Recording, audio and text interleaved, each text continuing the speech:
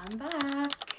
Okay, so if you are not new here, then you may have noticed that I have been gone for about 9 months, and that is because I've had a baby.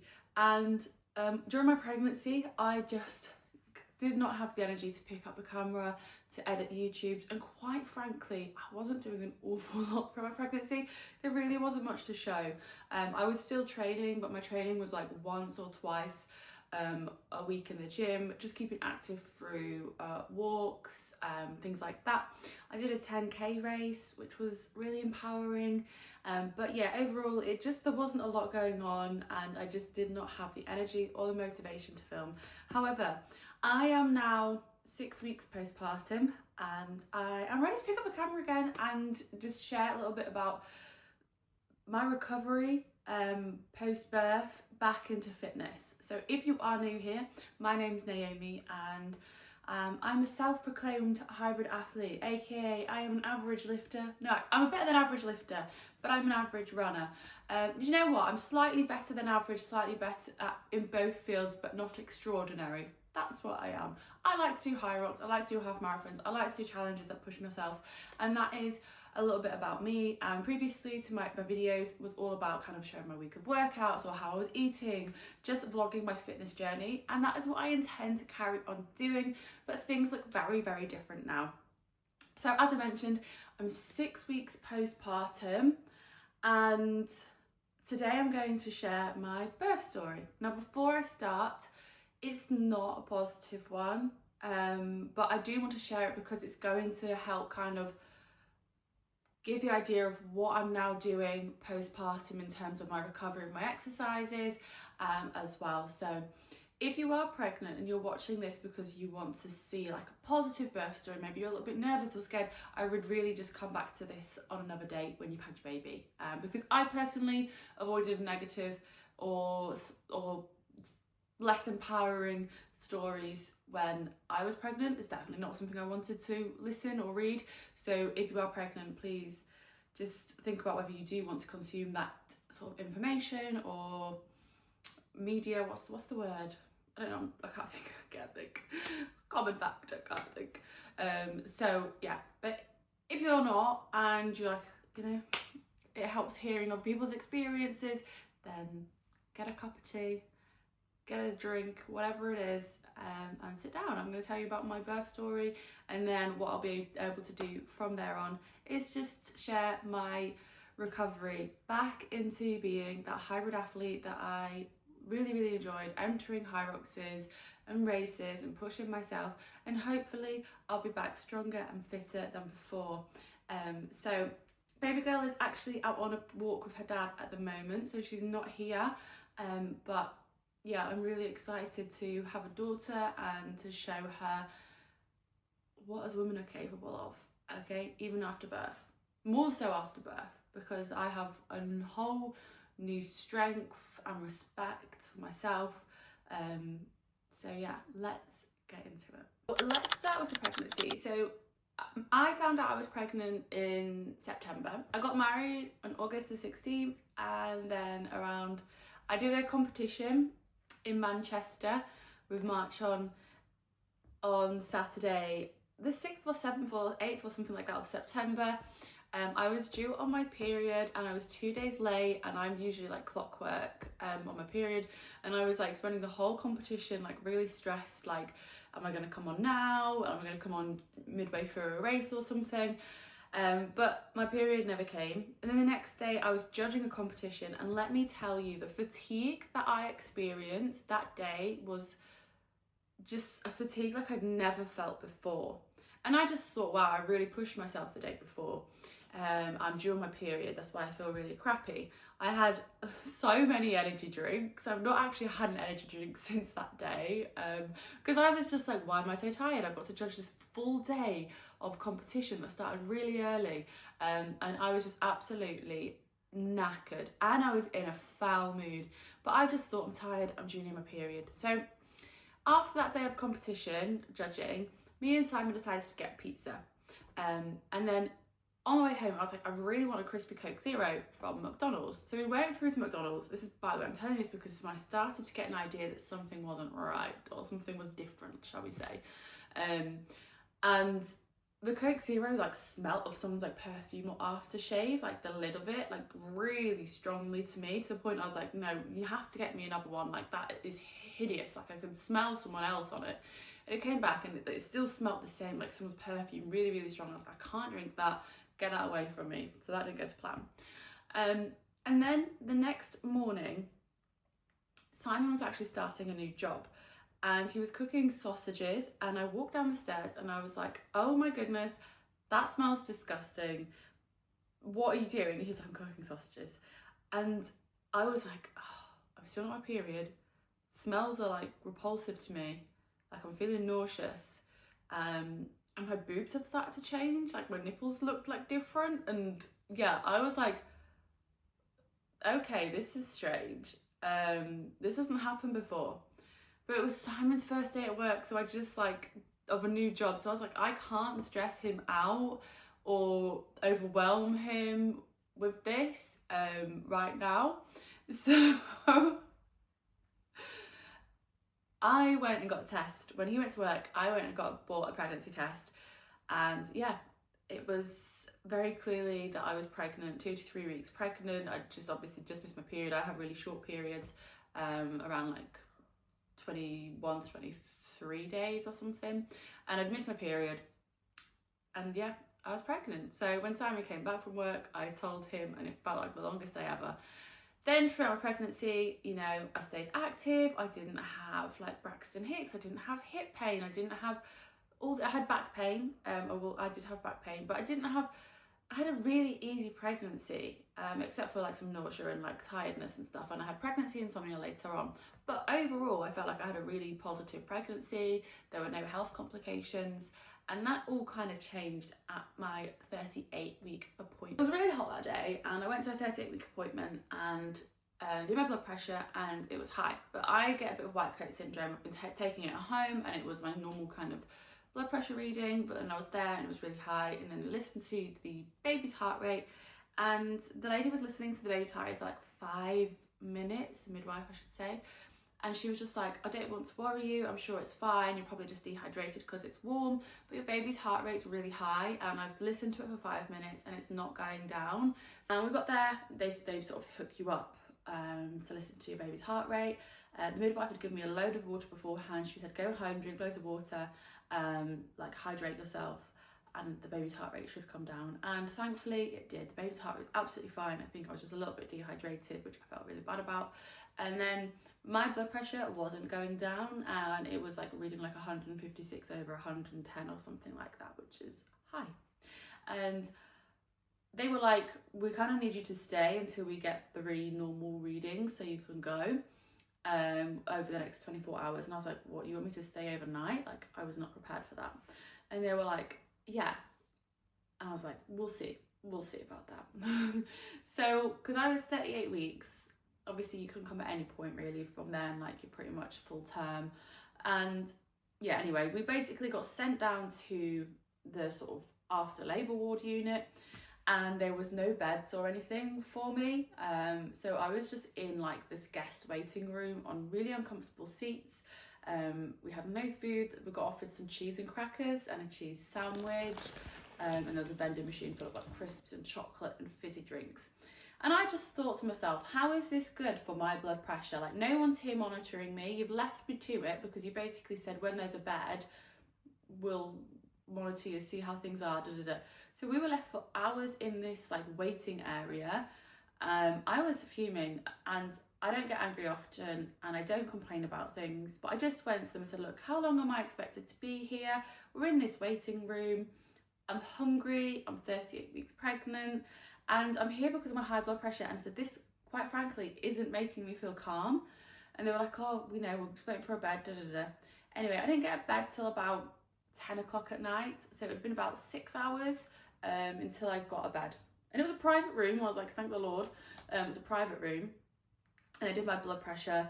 And they gave me medication and stuff. And it started to come down. And basically they were like, I was like, I want to go home. Like, I could come back tomorrow or whatever, but I just want to go home because this is not relaxing. I want to go home, I want to have a shower, you know.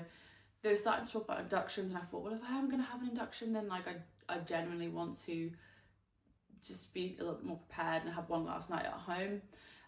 Anyway, they said, fine, yeah, go home, do your blood pressure, take blood pressure medication. And this is where I start to forget things because some days are merging into one. Oh yeah, and they said, come back tomorrow morning. If your blood pressure hasn't gone down, we'll have to keep you in overnight. And I was like, fine. So I went home at 11:30 and basically went to bed and made sure we had all our hospital bag packed and everything like that. Baby stuff was ready. The next day I went back at 9 a.m. in the morning. I know, like, your blood pressure's still too high and the medication obviously isn't working. Baby is all fine. Brilliant. Okay, I said, okay, fine, I'll stay in. They offered me a sweep and stuff, and I said, not at this point. Let's just see how things go. Let's just see if we can get this blood pressure down. There was one midwife, Karen. She was an absolute dream. I could hear her in the other room. She was like ringing the ward, and she was like, got a lady here. She needs a room on the ward. She needs a serene room. And I was like, oh, I like you. Bear in mind, it was still really hot and everything. I got given this lovely, bright, spacious room. It was a good, nice breeze, and it was nice and cool, and got it really quickly. And it's just like, okay, settle in here for the night. I'm going to be here all night. So yeah, I basically was there overnight, got to Saturday, and they basically said, hey, just go home and come back on Tuesday. So I went back on Tuesday, and yeah, my blood pressure was not going down. That was a load of nappies just falling. My blood pressure was not going down. So basically got handed an induction leaflet. We had a sweep to see if things could get going. They sort of tried to see how dilated I was, and she was just like, yeah, like, nothing is happening, like, nothing's going on there. I was like, okay. She's like, I can feel baby's head, but everything else, nah, nothing is happening. Which by this point I was nearly 39 weeks pregnant, and I was like, oh damn, like, you know, I'd been walking, I'd done like some running up and down the canal, trying to just like get my waters to break, trying to get things moving naturally, because I really wanted a natural birth. I wanted to be in the water. I wanted to just, yeah, I didn't want medication. I don't think people do want it usually, but I don't know. I didn't want to be medicated or anything like that. But this was quickly starting to change. Obviously they started to talk about inductions, and they said, right, the doctors came in and they said, look, you're full term tomorrow, you're 39 weeks. We should probably start looking at getting baby out before basically things turn to like preeclampsia, or there starts to become more further complications from just having sustained high blood pressure. So I was like coming to terms with the fact that, okay, I'm meeting my baby tomorrow.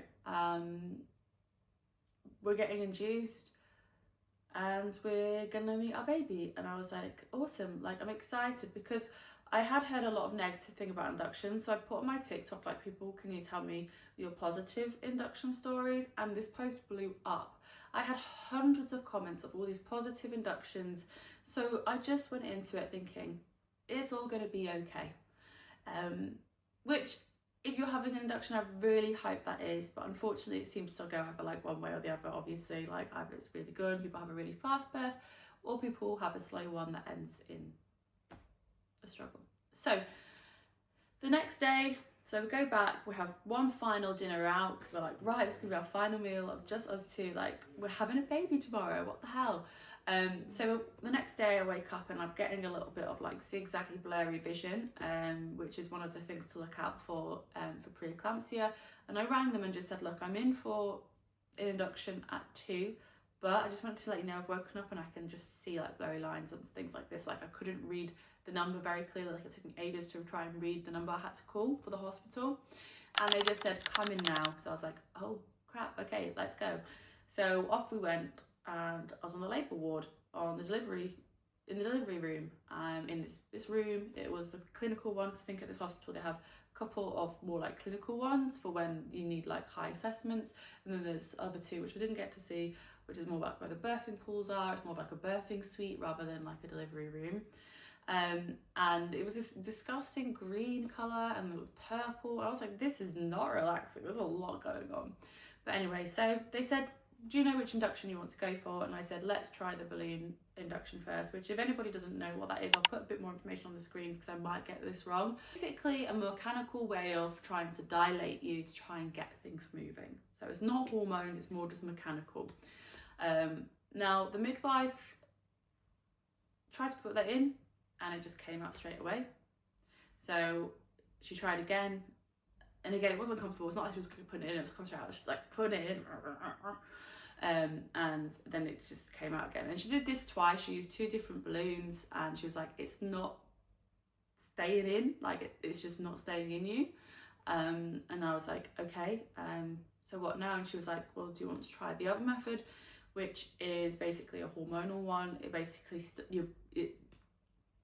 it's like hormones which basically get you starting contractions, to then obviously try and get things going. So I said, well, let's go for it. Like, I don't really have much of an option right now. Like, we're here for an induction. That's the only method left at the moment. So she put it in and that was fine. I was like, okay. And she was like, right, here's your room. She took me to a different room and she was like, basically just, yeah, stay here. We'll come in and monitor you for like obviously blood pressure and baby. But basically you're here until we give birth and go into like labour. So by that point, went in, had a little walk around the hospital, had a little nap because I was like, let's get sleep now. Like, let's try and get as much sleep as we can because shit's going to probably happen really quickly. And then around 5 p.m, I started to have like what I felt like period pains, and I was like, oh shit, something's happening. And you're almost excited at this point because you're like, things are going like are happening. Like, I'm going to meet my baby girl soon. And then obviously like I had dinner. Then it got to about 10 p.m. and this is when things started to ramp up a lot. So it was Wednesday, 10 p.m. and I was having contractions like every 3 minutes and it was really intense. And basically I was just breathing through it. But yeah, it was painful, it was intense. And then a couple hours later, like in the night, I went to the toilet and it must have been like my mucus plug that had come out, and with it had come out the induction method. So I rang the midwife and said, look, my induction thingy has come out. And she's like, right, well, it's not been in long, so we're gonna put another one in. So we put another one in. They checked how dilated I was first, and I was 1 centimetre dilated. She put it back in, and we basically confirmed that my contractions were like every 3 minutes. And I was like, fuck, this is intense. I'm 1 centimetre dilated and I'm having contractions every 3 minutes. And she goes, right, try and get some sleep. I'm going to come and do observations every hour and see how you get on. So every time she came in, she was like, have you had some sleep? And I was like, no, because I'm in so much pain. I am in so much pain. They offered me paracetamol. One lady did forget to actually bring it round. So I said when they came in again, I was like, can I have paracetamol? And they're like, oh yeah, of course. And then basically the induction method came out again. It'd only been in for a couple of hours and it came out again. And she was just like, well, shall we try and break your waters in the morning? I was like, sure. I don't know what's going on at this point. So in the morning, they came in about 7 a.m. I hadn't slept a wink. And they basically were like, at this point, I wasn't allowed to have any food now. They broke my waters. I was 2 centimetres dilated and I just was exhausted.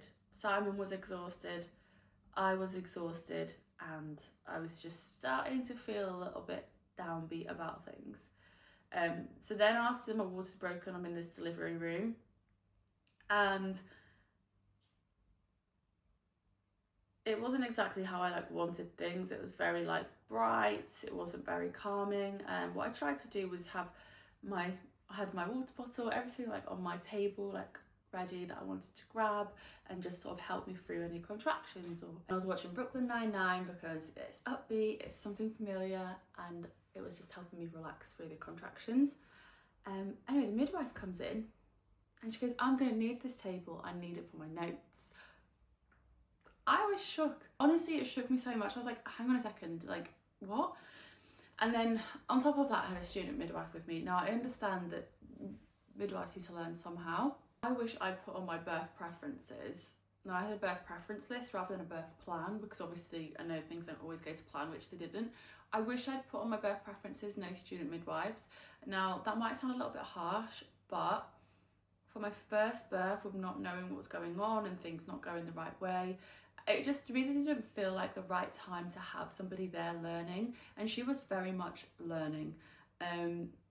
They were sat on this desk that was like, I was here and they were basically sat like right at the bottom of it, both sat there with the notes out, and it was very much a lesson. I could hear when like she had missed a certain reading that she was meant to take. There were certain points where they were discussing what temperature I actually was I actually having a high fever, or was I actually in normal temperature, because they'd missed it, there was a miscommunication there. And there was sometimes I felt like the midwife was a bit condescending towards the student midwife, and I didn't have one moment alone, which really, really shocked me. I don't know if this is because I was being monitored because of things that were going on or what, but I just want like a moment with like Simon to just, you know, you're in this really primal state, but it suddenly felt very clinical. It suddenly felt very like I had a complete loss of control of the whole situation. I didn't really know how to advocate for myself at that time as well, because I was so scared of what was going on. So yeah, not a fun experience from that point of view. Anyway, what happened after they broke my water, they hooked me up to oxytocin. And this is when things start to get like crazy. Like with the oxytocin, they can basically increase it. And they started obviously on lower, and they increase it as we go on. During this time, people were checking to see how dilated I am. I was still only 2 centimeters dilated. So they were like, let's put up the oxytocin. And I was having contractions every 2 minutes. And you can see like the Tocco score. I think that's like how intense the contraction is. I believe, I don't know. But mine was going up to like 100. And I was in agony. At this point, I still hadn't had a gas and air, and I had no medication other than just like paracetamol and stuff. And the midwife was like, Naomi, do you want some gas and air? And I was like, please, I need it. So I was having gas and air, and I don't know how long this went on for. It's when things started to go really blurry, because things started to kind of just sort of go downhill and escalate really quickly. But basically, I was having gas and air. I was in so much pain. The amount of gas in there, I don't even know how much I had. It's all a bit of a blur. But basically, I was in so much pain that I was like, I don't know if I can physically carry on doing this. Like, I don't think this is something I can do. I was just in agony, and you know, they were checking how dilated it was, and it was 2 centimeters, and it was just the most disheartening thing. So I was like, how long am I going to be in this much pain for? Like, I physically can't. So I was like, get me an epidural. No, I've really never wanted an epidural because they just scared me, to be honest. And I just was like, get me an epidural.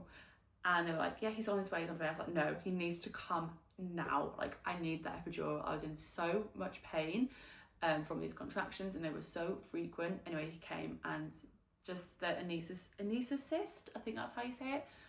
I had 2. The first one, they're both amazing. Like, to me, I'm just like, you guys are just like blessings. Like, they're so compassionate. They were so kind and caring and gentle with it all. And it was just a very positive experience from the epidural point of view. After the epidural, oh my God, things felt so much better. I had a nap. I don't know what time it was like the afternoon at this point, but I had a nap. I couldn't feel the contractions. I was like, yes, amazing, this is gonna go well. I'm gonna have an amazing birth. It's gonna be brilliant. Things are going so well.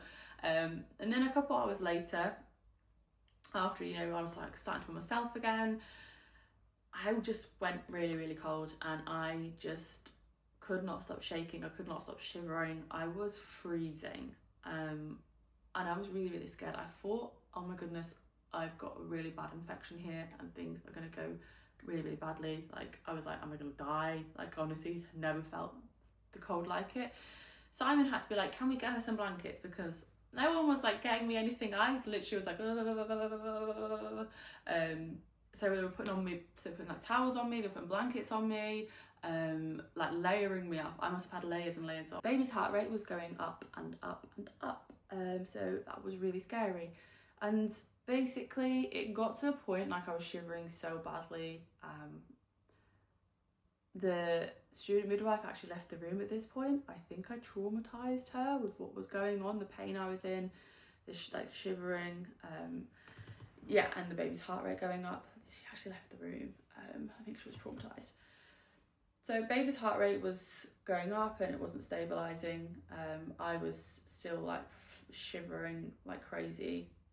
So basically they got more people in to kind of have a look at things, and then they were like called for the doctors, and basically they checked. I think I was 5 centimeters dilated now, but they were like near me, the baby's heart rate, she's obviously like distressed, it's not settling, you've still got 5 centimeters to go. And they were like, you could be another 10 hours at least in labour. By this point I'd already been nearly 24 hours, well, I'd been over 24 hours since I've been induced, and over 24 hours of these contractions every 2 to 3 minutes. So they were like, we recommend you have an emergency C-section, which I saw what that was coming, because I just wasn't progressing. I could just not, no pressure down there, nothing was happening. I just could not feel anything going on. Obviously I had an epidural, but like before that I was just like, nothing feels different. So basically everything really happens really quickly. They passed some scrubs to Simon, they put all your bags in the corner of the room ready to collect later. You know, another anaesthetist coming in to give you a spinal. They're basically like spraying you with this cold stuff and being like, can you feel this? Can you feel this? Can you feel this? You know, I'm hooked up to whatever. I've already got a catheter in from when I had the epidural. And yeah, suddenly everything moves really, really quickly. And before you know it, you're on a bed being wheeled down into the operating room. And there are like 8 to 10 people in that room.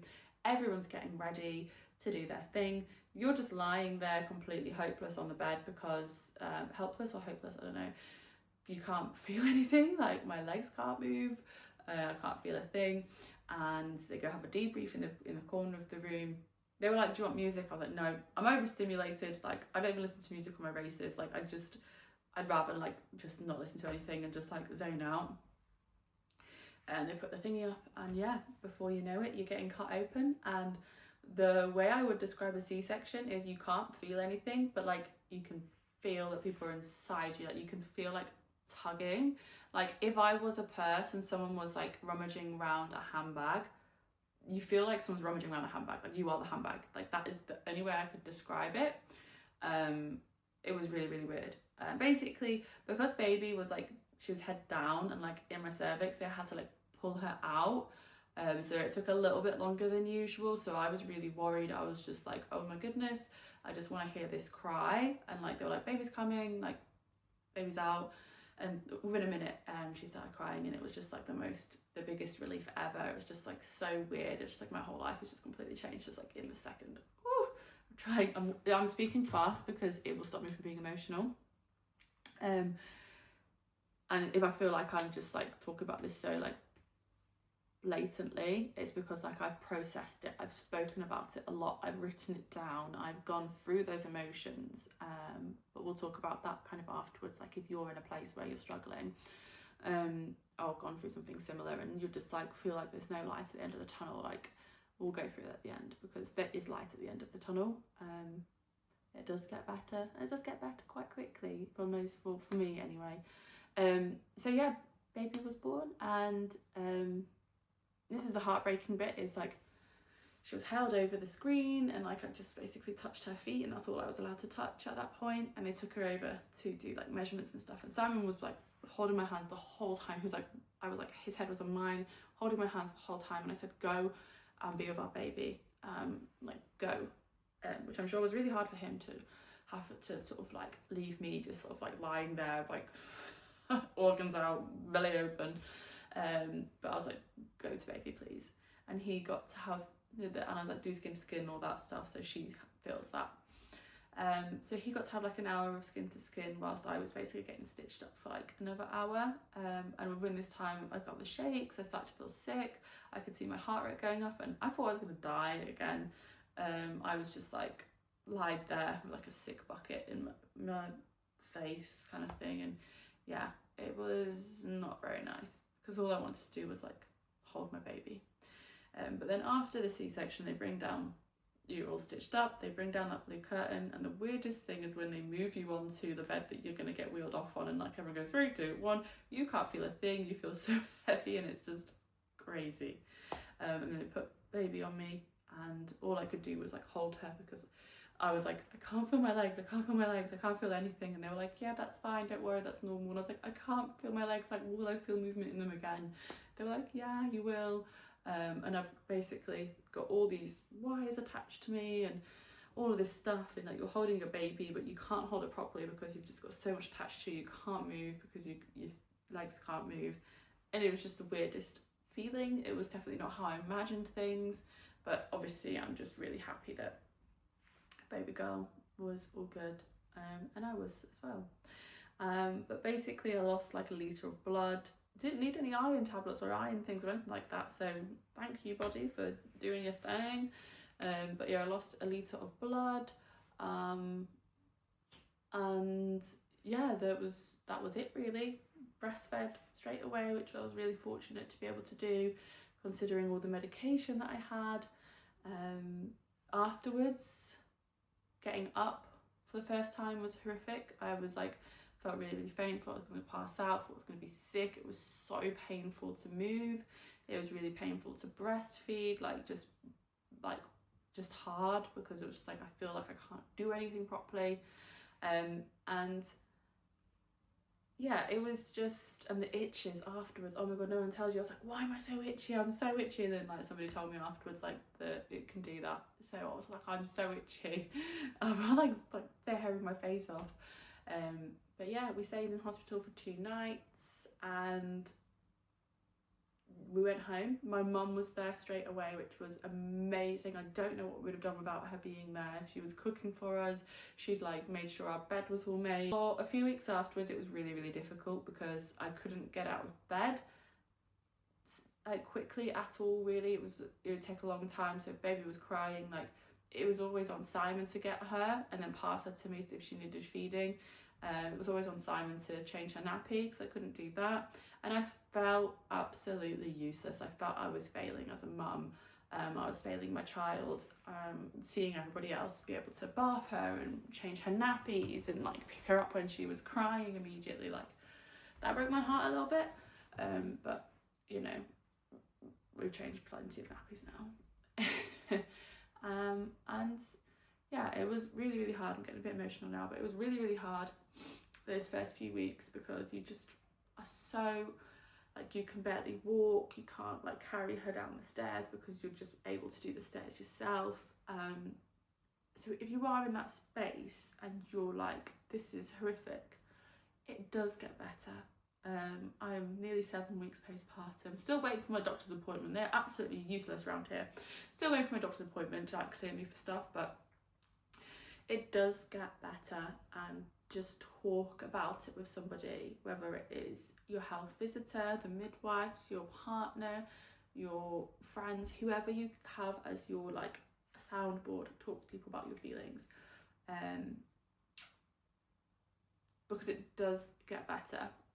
So yeah, that is the birth story in a nutshell. I've tried to be as quick as I can. So what you'll be seeing from me is I'm going to get back to the gym next week. Now, it's not the usual gym routine. I'm going to be very much rebuilding my core, rebuilding my pelvic floor, working on some mobility and postural movements, because breastfeeding just is a sucker for ruining your posture. And I'm going to get back into sort of more like functional stuff, really, really steady, really, really slowly, just making sure that I am not rushing my recovery, but I'm also not slowing it down by not doing anything. So that's what I'm going to do, and hopefully I'll be able to have the capacity to record that. I'm going to sneeze. So that's everything from me. Please give this a like, and feel free to share any of your experiences or anything like that in the comments. I'm going to sneeze. Hold it in. Woo. So yeah, don't forget to like and subscribe to the channel, and I'll see you hopefully next week, or definitely within the month, with how that first gym session post C-section has gone. Bye.